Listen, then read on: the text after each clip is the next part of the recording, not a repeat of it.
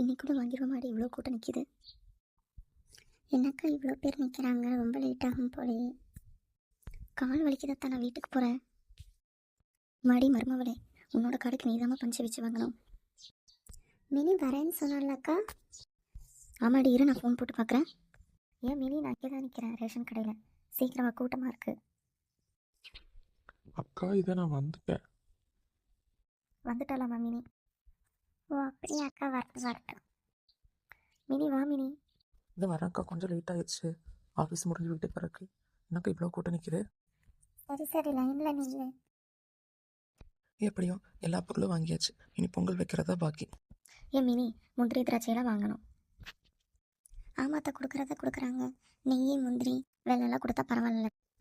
விட்டா என் மருமகாரி பானை அடுப்பு எல்லாம் ஊசிலே கேட்பா போல இருக்கு. ஆமாத்த, அதெல்லாம் கொடுத்தா தானே பொங்கல் வைக்க முடியும். ஆமாம், கரெக்டாக தான் மருமகளே. இந்த 4 முடி இன்னைக்கு தான் தெளிவாக பேசியிருக்கு. என்னடி என் மருமகளை கிண்டல் பண்ணுறியா?